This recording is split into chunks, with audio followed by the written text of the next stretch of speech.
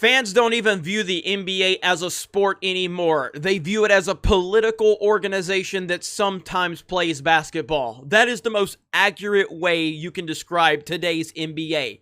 I am a lifelong basketball fan, and I did not watch one full game during the playoffs because of the political nonsense. Now, to be fair, I don't usually watch regular season games anymore because so many players don't take the regular season seriously, and a lot of them are taking nights off, and I just don't really get too invested in the regular season, but I definitely do get fully invested in the playoffs because that's when everyone shows up and the games are really good and there's a lot on the line. I did not watch one full game in its entirety during these playoffs, and the reason is because of the political messaging. I did watch a couple of moments within games that I needed to cover here on the channel, but I didn't watch one full game.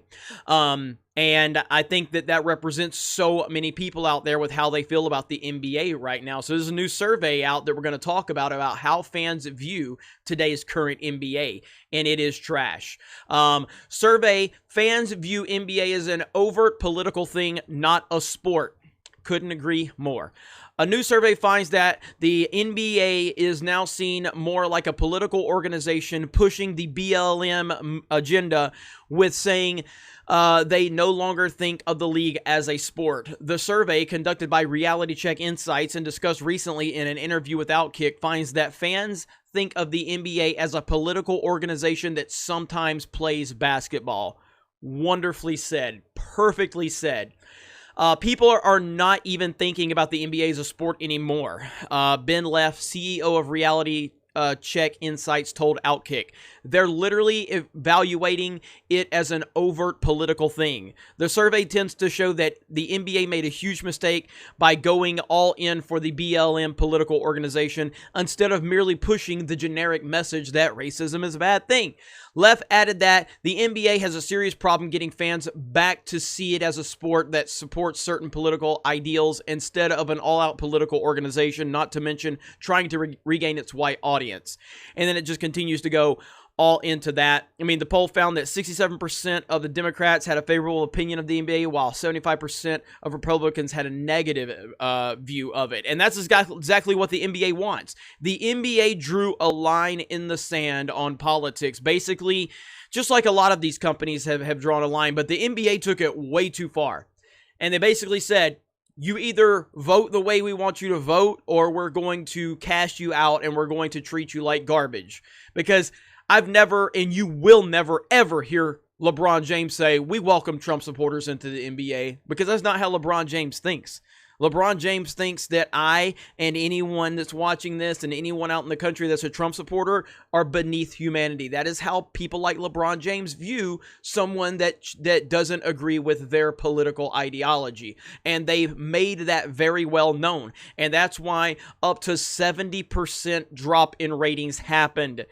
It is historic levels of ratings drops that we were talking about, and we covered it very often here on the channel, and people are sick and tired of it. The main reason that people tuned out was exactly what the survey says, that it is not a basketball or a sport organization. It is a political organization that sometimes plays basketball. That's essentially what it is. That is a perfect representation of what the NBA is.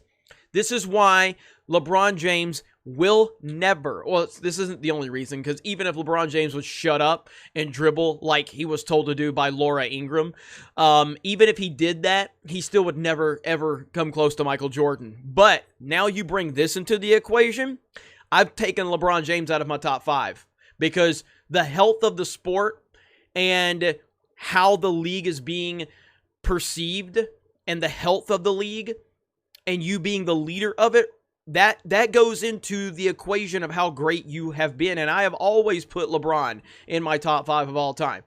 He'll never touch Jordan, but I've always put him up there. But he has destroyed the league. You had to try to destroy the league. I mean, you are an elite athlete, and you have been on the path to greatness since you were in high school, and you have lived up to those expectations on the court, no doubt about it. But the fact that you have destroyed the league in the process because you've become a political social justice weirdo, that goes into account. You are the face of the league. You are the leader of it, and you have destroyed it. That is how much power NBA players have. NFL players don't have this type of power. I mean, you look at the people that have been the face of the league over the last few decades, your Tom Brady's, your Peyton Manning's, even going back to, for a short period of time, Michael Vick was kind of the face of the league for a short period of time. None of those guys had the power to destroy the league because the NFL doesn't let players run their leagues. The NBA is a player-driven league. When it was at its height was when Michael Jordan was at his height, because Michael Jordan carried the league, because players carry the league. It is a player-driven league.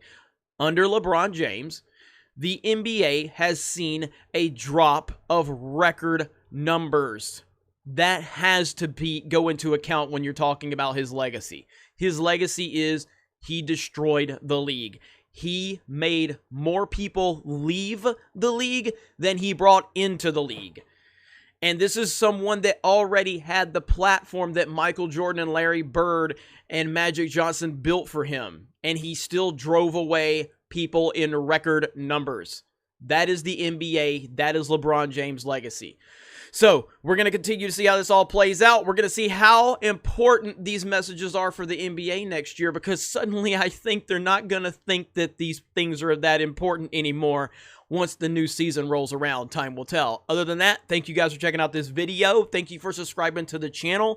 We're closing in on 75,000 subs. That is incredible. We appreciate it. You guys have a great day, and we will talk to you later.